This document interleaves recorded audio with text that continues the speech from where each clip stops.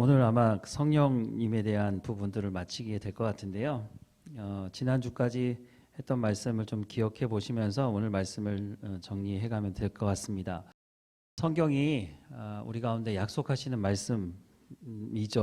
근데 왜 성령님이 필요한지 예수님께서 이제 분명히 말씀을 하셨고, 그것에 대해서 이제 필요하다는 것을 예수님께서 제자들에게 말씀하셨고, 그것이 이제 요한복음에 기록이 돼 있고, 지금 우리가 이제 성경을 통해서 그 요한복음 말씀을 듣고, 예수님께서 마지막 저녁에 제자들에게 왜 성령을 얘기하셨는지, 내가 가면 성령이 오실 것이다라고 말씀하시는데 그 성령이 왜 오셔야 되는지 분명하게 기록한 말씀을 우리가 이제 보게 되니까, 그러면 그러면 성령이 필요한 줄 알겠는데, 그러면 성령을 어떻게 받는 거죠? 궁금해할까 봐 예수님이 벌써 말씀하셨어요. 누가복음 11장 13절 말씀에 보면 예수님께서 이렇게 말씀하시고 있습니다. 너희가 악할지라도 좋은 것을 자식에게 줄 알거든 하물며 너희 하늘 아버지께서 구하는 자에게 성령을 어떻게 했다고요? 주시지 않겠느냐? 주시겠다는 거예요? 안 주시겠다는 거예요? 이것도 착각하면 안 되죠. 강조하고 있어요. 강조. 주시지 않겠느냐, 부정문을 사용하시면서 하나님 강조하는 거예요. 반드시 주신다는 거예요. 너희가 자식에게도, 너희 자식이 나쁜 짓 하고 자식이 말을 안 들어도 그래도 좋은 걸 먹이고 좋게 키우려고 하지 않느냐. 너희 육신의 아버지도 그런데 하늘에 계신 우리를 창조하신 하나님께서 구하는 자에게 성령을 주시지 않겠느냐라고 말씀을 하고 있어요. 그러면 구하라고 말씀하시는 거죠. 구하지 않는데 주시지 않을 수도 있어요. 예수님께서 우리 가운데 구하라고 말씀하고 있어요. 이거는 해도 되고 안 해도 되는 문제가 아니에요. 좀 더 보면 이제 아시겠지만, 사도행전 1장 4절부터 5절, 예수님이 부활하셔서요 40일 동안 제자들을 가르치셨어요. 그런 부분은 또 나중에 나오니까 또 말씀을 드리고요. 근데 그때 예수님께서 사도행전에 이런 말씀을 기록하고 있어요. 사도행전 1장 4절부터 5절 말씀에 사도와 함께 모이사 그들에게 분부하여 이르시되 예루살렘을 떠나지 말고 내게서 들은 바 아버지께서 약속하신 것을 기다리라. 요한은 물로 세례를 베풀었으나 너희는 몇 날이 못되어 성령으로 세례를 받으리라 하셨느니라. 조금 더 이게 깊이 들어가면 이게 복잡해지는데요.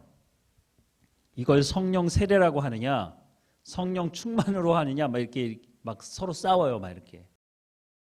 복잡하니까 어쨌든 성경에 있는 말씀 그대로 하자면, 너희가 요한을 통해서는 물로 세례를 받았다는 거죠.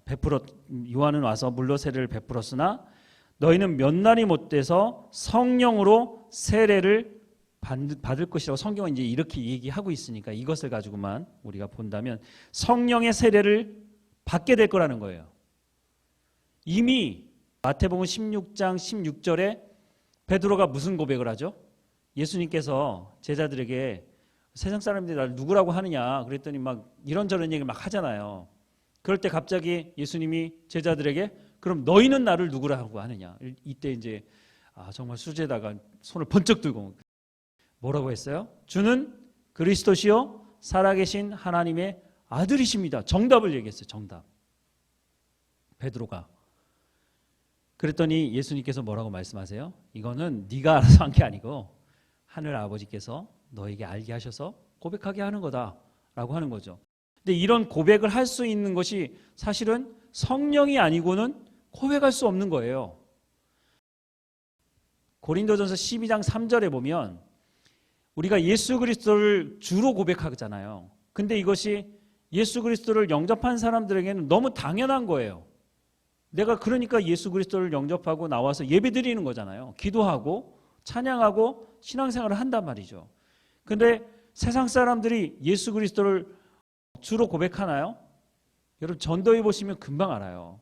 사형리라고 하는 조그만 책자를 가지고 전도하다가 나중에 보면 영접 기도가 있어요. 그런데 이거 한번 따라해 보세요 해서 아무나 다 따라하는 게 아니더라고요. 끝까지 거부하는 사람이 있어요. 그게 쉬운 게 아니에요. 성경대로 하자면 성령이 아니고는 누구든지 예수를 주라고 고백할 수 없다는 것이에요. 그러니까 내 입으로 예수 그리스도를 나의 구주로 영접합니다 라고 내 입으로 고백하고 있지만 이 고백을 할 수 있는 것은 성령을 통해서가 아니면 고백할 수 없다고 성경은 말씀하고 있어요. 그래서 구원은 전적인 하나님의 은혜예요. 내가 내 입으로 고백하고 있지만 이것도 하나님께서 허락하지 않으시면 내 입으로 고백할 수가 없다는 것이에요. 그러니까 전적인 하나님의 은혜인 거예요. 내가 구원받는 데 있어서 내가 할 수 있는 것이 아무것도 없어요. 전적인 하나님의 택함이 있고 전적인 하나님의 부르심이 있고 성령을 통해서 내 입으로 고백할 수 있게 됨으로 말미암아 내가 하나님의 자녀가 되는 것이거든요. 성령의 세례, 이거는요 예수님이 뭐라고 말씀하셨어요? 요한복음에 내가 가면 성령이 오시는데 오시는 성령은 왔다 갔다 하시는 분이 아니고요 내 안에 내주하고 계신다고요.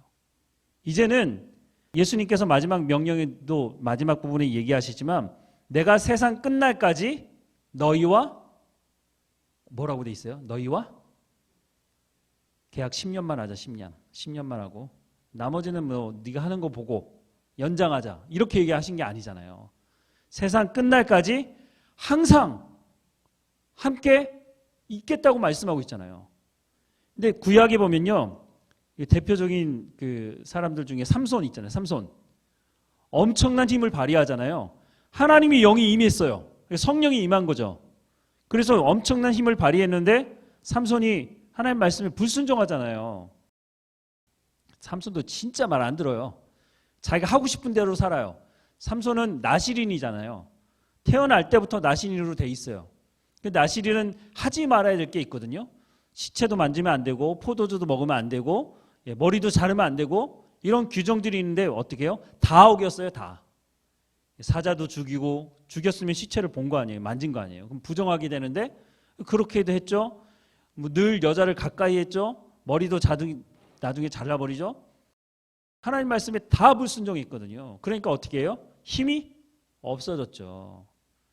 그래서 나중에 하나님께 회개하고 하나님 마지막으로 나에게 기회를 달라고 그렇게 해서 이제 하나님께서 또 힘을 주기도 하시지만 어쨌든 구약의 말씀에 보면 하나님의 영이 임했다가 떠나가기도 하고 이렇게 된단 말이죠. 근데 신약의 예수님께서 약속하시는 이 성령님은 내가 가면 성령이 오시는데 그분은 우리 가운데 내주하고 계시고 함께 하신다고 약속하고 있는 그 성령.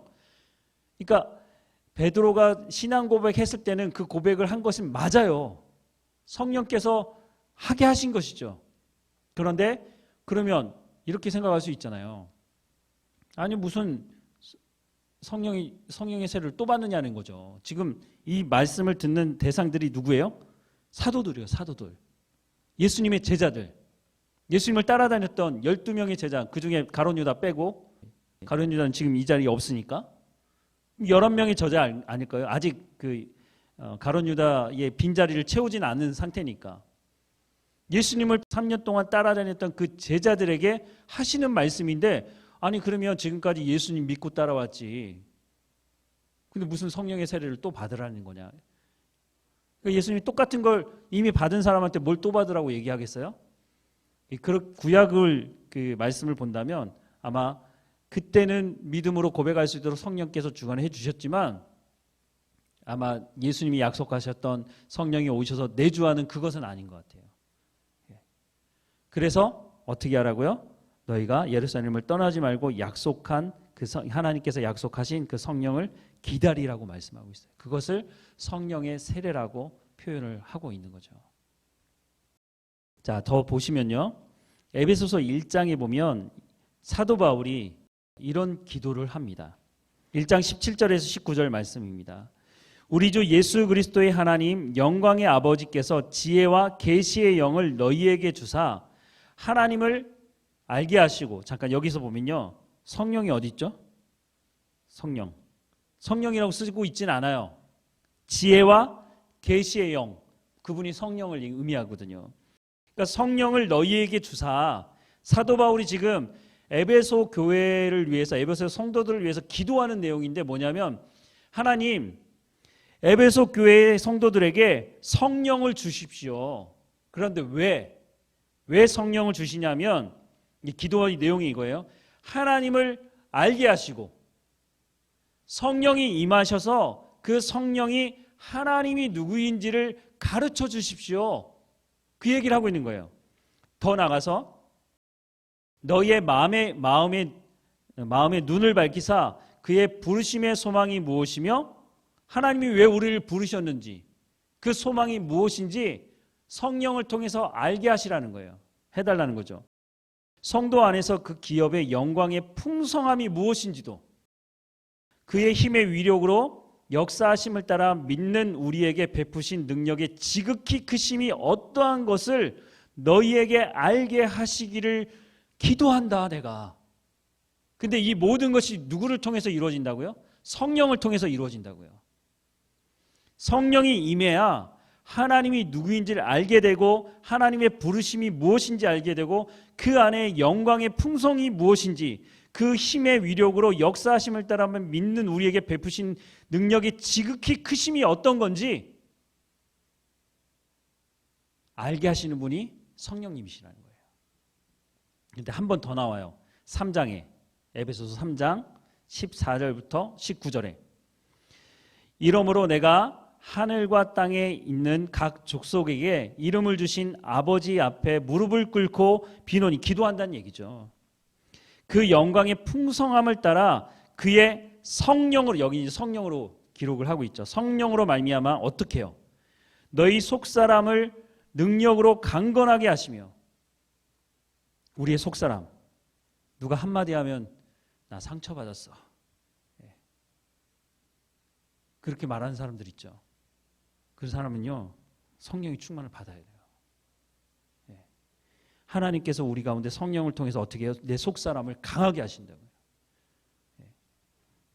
믿음으로 말미암아 그리스도께서 너희 마음에 계시게 하옵시고 너희가 사랑 가운데서 뿌리가 박히고 터가 굳어져서 능히 모든 성도와 함께 지식에 넘치는 그리스도의 사랑을 알고 그 넓이와 길이와 높이와 깊이가 어떠함을 깨달아 하나님의 모든 충만한 것으로 너희에게 충만하게 하시기를 구하노라. 누가요? 성령을 통해서. 성령은 받아도 되고 안 받아도 되는 문제가 아니에요. 내가 신앙생활을 하겠다고 하는 모든 사람들은요, 반드시 이 성령의 세례를 경험해야 돼요. 그리고 예수님 뭐라고 말씀하셨어요? 성령을 구하는 자에게 주신다고 약속하고 있잖아요. 이건 모든 그리스도인들에게 다 적용이 돼야 되고, 내가 정말 신앙생활을 제대로 하고 싶다, 그러면 이 과정을 반드시 거쳐야 돼요. 예외가 없어요. 이런 성령을 통해서 변화되어야 하는 삶이 있어요. 그게 성경에서 말씀해주고 있어요. 약속한 성령이 임하기 전 제자들의 삶이 어땠느냐? 마가복음 14장 50절에 보면 제자들이 다 예수를 버리고 도망갔어요. 무슨 상황인지 아시죠? 예수님이 붙잡혔어요. 근데 베드로는 칼을 빼들고 좀 휘둘긴 했지만 결국은 어땠어요? 도망갔어요. 그리고 예수님 신문받는 자리 앞에서 너 저기 지금 신문받는 예수 제자지? 라고 하니까 뭐라고 그랬어요? 아니라는 거죠. 저 사람 모른다는 거죠. 3번이나 부인하죠. 요한복음 20장 19절에 보면 예수님이 부활하셨어요. 예수님이 부활하셨다는 소식을 들었어요. 막달라 마리아가 처음에 발견했죠. 그래서 제자들을 찾아가서 예수님이 부활하셨다고 얘기했어요. 그랬더니 베드로하고 요한이 어떻게 해요? 가서 확인해 봐야지. 막 뛰어가서 정말 보니까 예수님이 시신이 없는 거예요. 그런데 그 소식을 듣고 예수님의 시신이 없는 것도 확인을 했는데 제자들 마음 가운데 확신이 생기지 않는 거예요. 요한복음 20장 19절에 이날 곧 안식 후 첫날 저녁 때에 제자들이 유대인들을 두려워하여 모인 곳에 문을 닫았더니 예수께서 오사 가운데 서서 이르시되 너희에게 평강이 있을지어다. 왜 문을 걸어 잠갔어요? 예수님이 죽었잖아요. 잡혀 죽었잖아요. 예수님을 믿는다는 것 때문에 자기도 죽을 수 있거든요. 그러니까 아무한테는 문을 열어줄 수가 없는 거죠. 문을 잠가놨어요. 근데 예수님께서 그 문을 통과해서 들어오셨죠. 성령의 세례가 임하기 전 제자들의 모습입니다. 도망가고 두려워하고. 그런데 성령의 세례가 임합니다. 사도행전 2장 1절부터 4절. 오순절 날이 이름에 그들이 다 같이 한 곳에 모였더니 호련히 하늘로부터 급하고 강한 바람 같은 소리가 있어 그들이 앉은 온 집에 가득하며 마치 불의 혀처럼 갈라지는 것들이 그들에게 보여 각 사람 위에 하나씩 임하여 있더니 그들이 다 성령의 충만함을 받고 성령이 말하게 하심을 따라 다른 언어들로 말하기를 시작하니라. 방언을 하기 시작한 거죠. 성령이 불처럼 임하고 급한 강한 바람처럼 그렇게 임했다고 말하고 있어요. 지난번에도 처음 시작할 때도 말씀드렸지만 성령을 설명하려고 하다 보니까 이런 표현들을 쓴 거지, 성령이 바람은 아니에요. 불이 아니에요. 그와 같이 표현을 한 거죠. 어쨌든 예수님께서 말씀하신 그 성령이 임했어요. 분명하게. 그리고 나서 제자들이 어떻게 바뀌느냐. 2장 14절.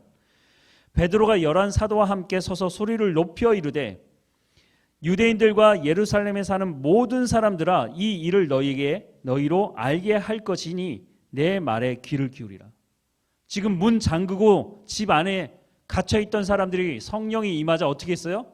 나와서 많은 사람들이 모여있는 곳에서 베드로가 일어서서 소리를 높여서 자, 내가 하는 말을 들으라는 거예요. 지금 조금 전에 요한복음 20장 19절에 문 닫고 걸어 잠그고 집에 들어가 있던 사람, 그 사람 맞아요? 사도행전 4장 12절. 다른 이로서는 구원을 받을 수 없나니 천하 사람 중에 구원받을 만한 다른 이름을 우리에게 주신 일이 없다. 지금 근데 이 말을 어디서 하고 있어요? 이 소란스럽게 하니까 예수님을 잡아 죽인 장본인들이 있는 이 공회원, 지금 우리로 얘기하면 국회 같은 그런 곳을 불려왔어요. 잡혀왔어요. 베드로가. 너 왜 자꾸 예수 말하고 있어? 그러니까 그 당시로서는 유대인들의 입장에서 이단인 거죠, 완전히. 너 그거 자꾸 얘기하고 다니면 너 가만 안 둬? 권력 앞에서 얼마나 말도 제대로 못할 상황인데. 근데 그 안에서 베드로가 뭐라고 말하고 있어요? 다른 이로서는 구원받을 수 있는 이름을 주신 적이 없다. 예수 그리스도 외에는 구원받을 수 있는 길이 없다고 말하고 있는 거예요. 이거 말 잘못하면요, 예수님처럼 십자가에 못 박혀 죽을 수 있어요. 그 자리에서. 지금 근데 베드로가 지금 담대하게 예수 그리스도가 바로 우리가 기다리고 기도하고 기다렸던 그 메시아 구원자라고 말하고 있는 거예요. 이 사람이 문 닫고 그 안에 들어가 있던 베드로 맞아요?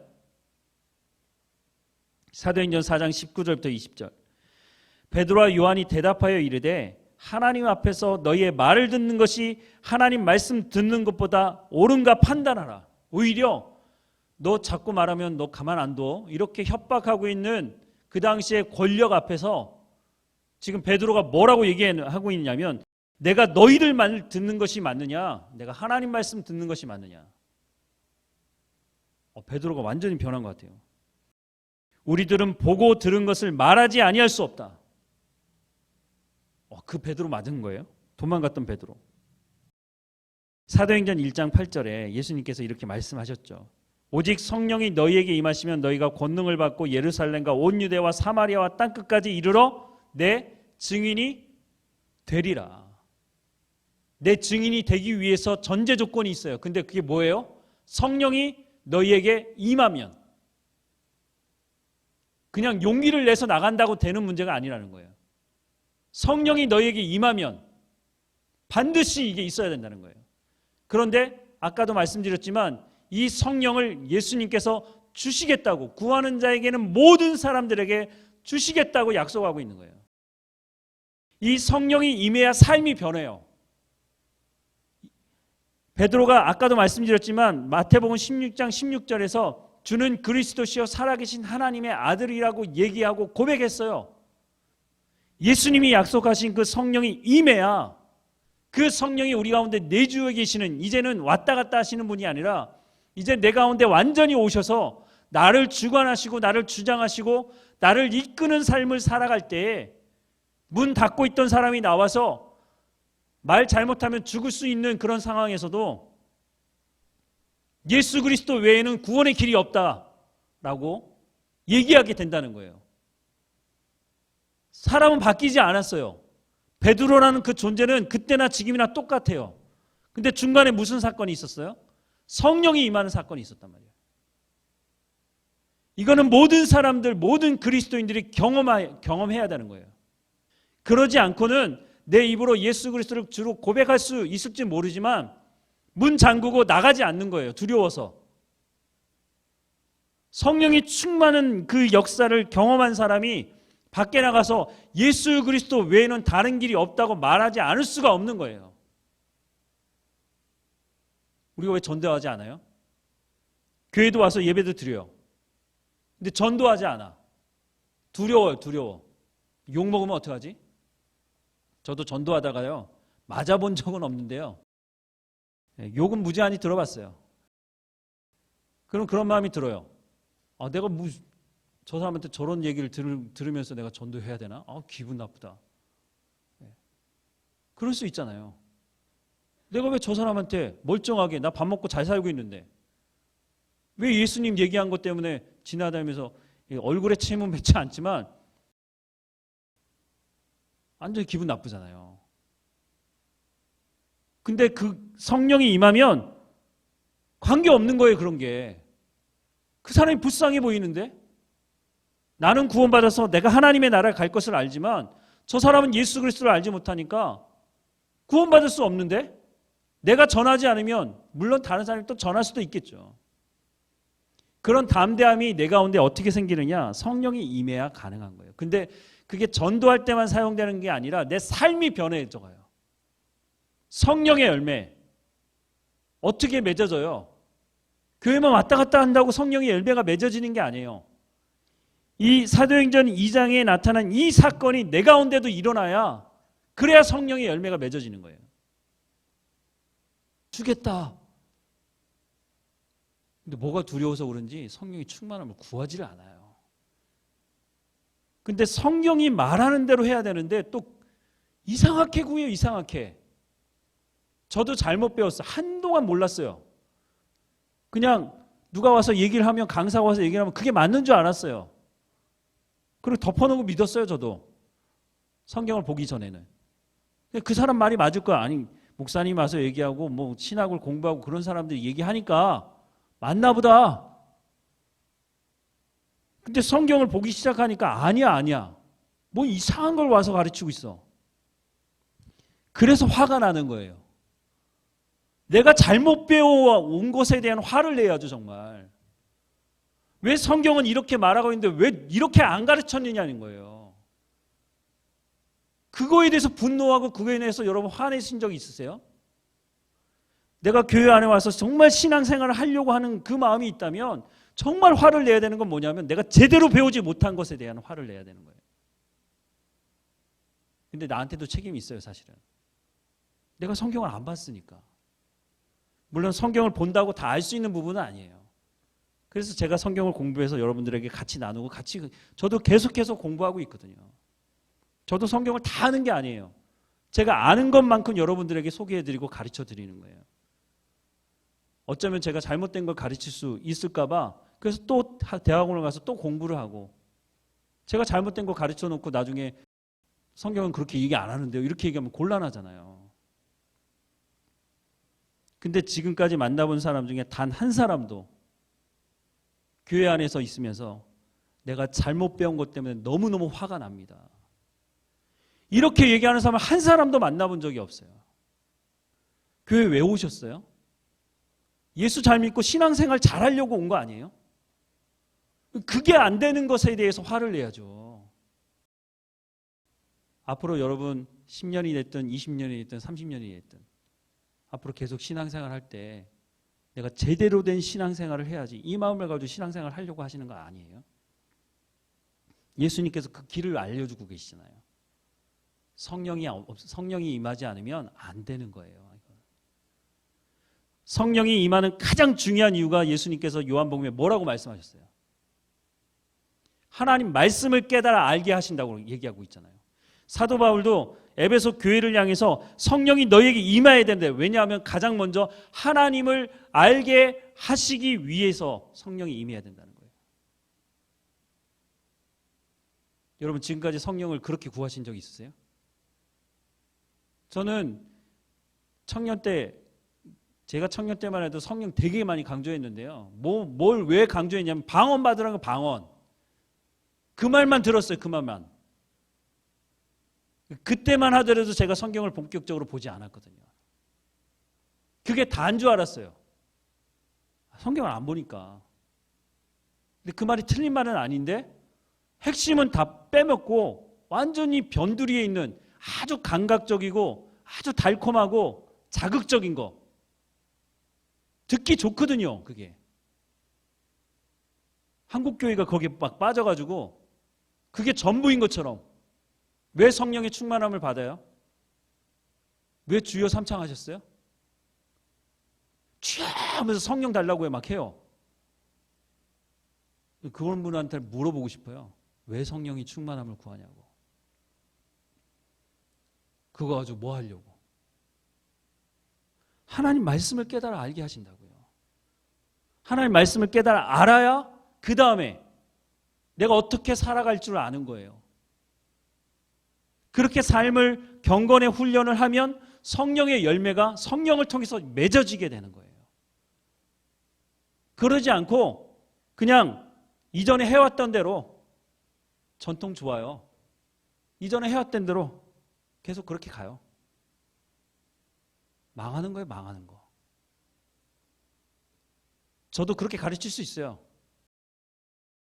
다 빼고 예전에 하던 대로 그렇게 갑시다.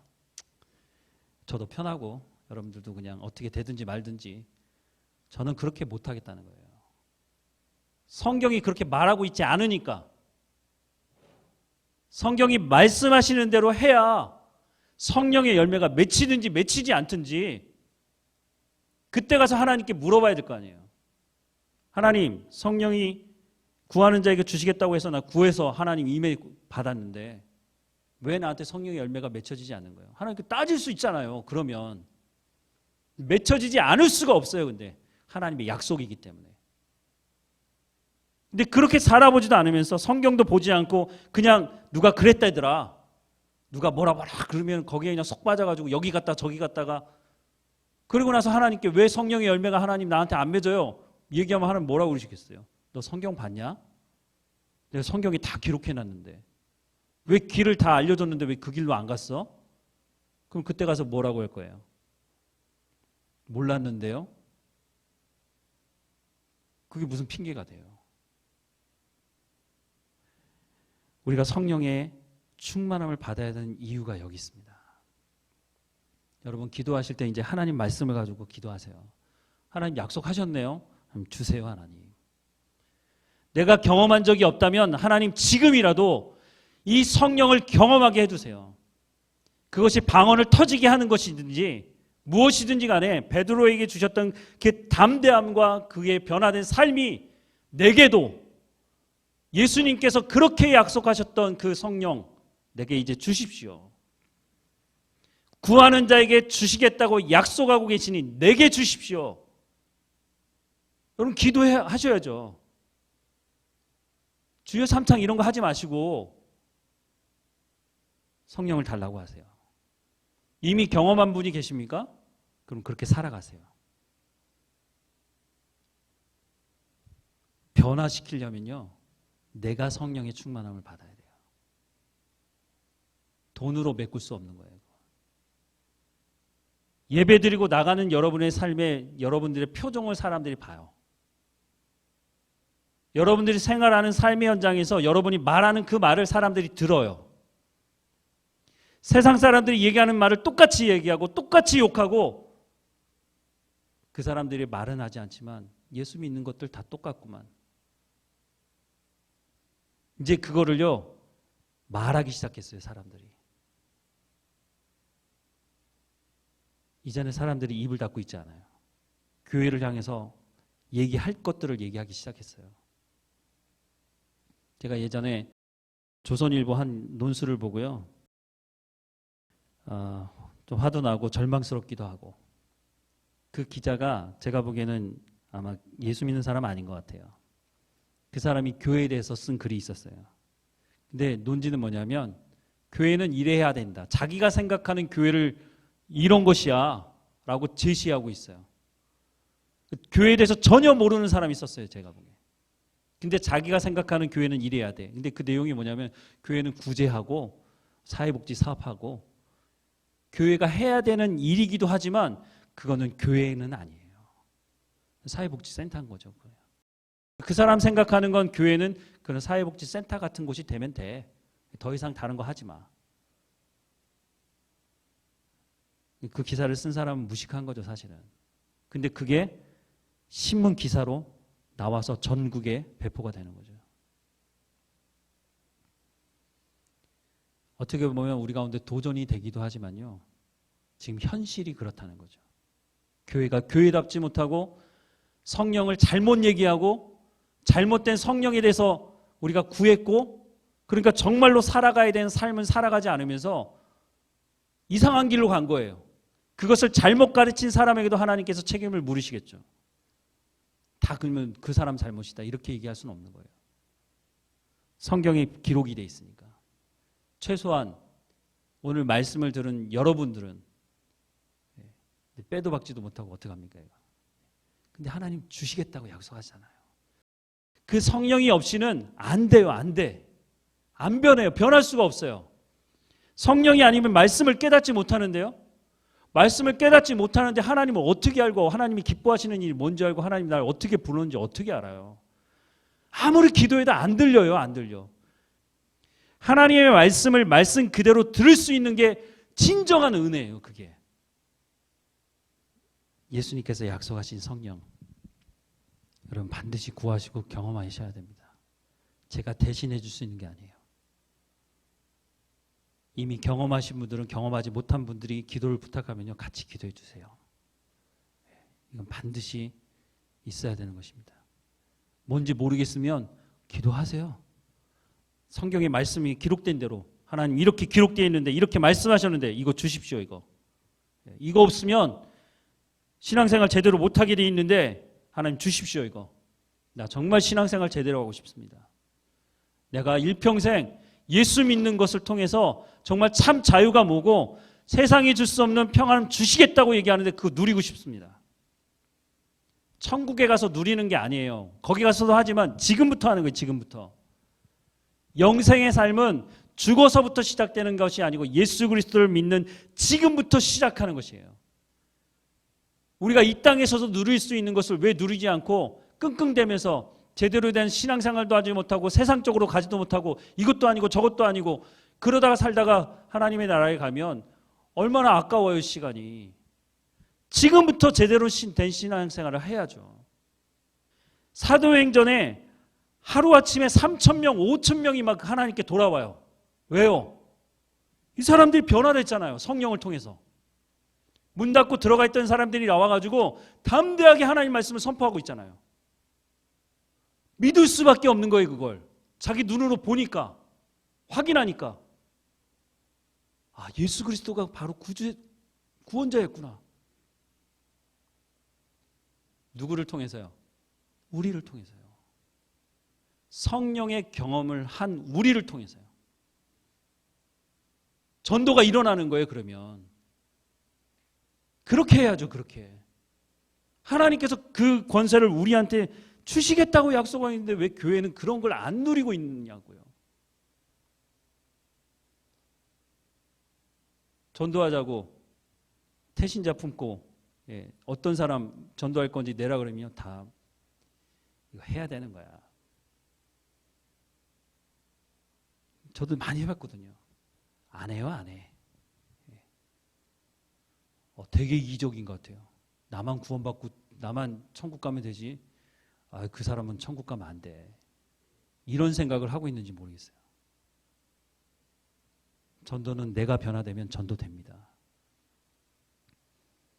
내가 변화되지 않으면요, 내가 제일 전도에 제일 큰 걸림돌입니다. 내가 아는 사람에게 전도해서 야 교회 가자 그러는데 말은 못하겠고 너나 잘해라.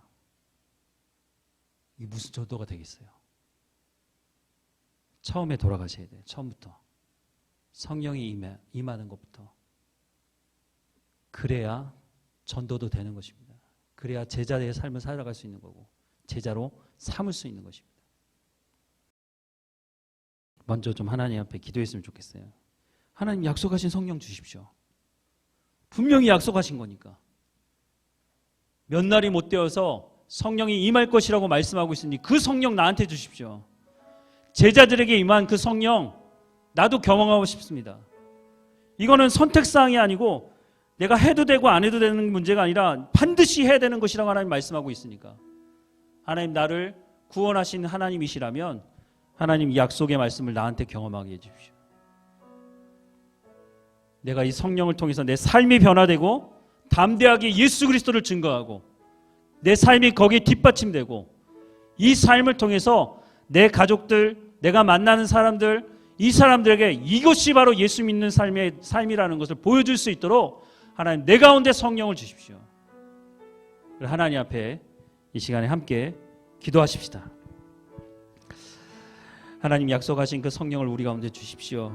하나님 분명히 약속하시고 있고 예수 그리스도를 통해서 약속하고 계시며 부활하신 예수님께서 제자들에게도 약속하셨던 그 약속의 성령께서 사도행전 2장에 말씀하시는 것처럼 성령이 임하고 다른 언어로 말하기 시작하고 문을 닫고 걸어잠그고 두려움에 떨던 이 제자들이 하나님 말씀을 나가서 담대하게 전하고 목숨을 두려워하지 아니하고 담대하게 하나님 말씀을 전했던 것처럼 하나님 이들의 삶을 통해서 성령의 열매가 맺어졌던 것처럼 초대교회 사람들이 하나님 앞에 나와서 이 약속의 성령을 경험하면서 하나님 죽음 앞에서도 두려워 떠는 것이 아니라 담대하게 웃으며 평안함으로 죽음을 맞이했던 그 사람들처럼 하나님 우리 가운데도 성령의 충만함을 허락해 주옵소서. 경험하게 하시고 알게 하시고 하나님 그로 말미암아 올바른 신앙생활이 무엇인지 이 시대에 그리스도인다운 삶이 무엇인지를 증거하며 살아가는 성도들 될 수 있도록 하나님 은혜를 허락해 주옵소서. 하나님 각 사람이 구할 때 하나님 말씀해 주시고 만나 주시고 보내주시겠다고 약속하신 그 성령의 충만함 성령의 세례 우리가 경험할 수 있도록 하나님 은혜를 허락해 주옵소서. 하나님 구하는 자에게 약속하신 그 성령이 임하고 경험되었다고 하는 소식들을 들을 수 있도록 하나님 인도해 주옵소서. 하나님 이 일들을 위해서 기도하고 있사오니 하나님 우리 가운데 역사하시고 우리 가운데 이 경험들을 행할 수 있도록 경험할 수 있도록 하나님 은혜를 허락해 주옵소서. 우리를 온전케 하실 하나님께 감사드리고 예수님의 이름으로 기도드립니다. 아멘.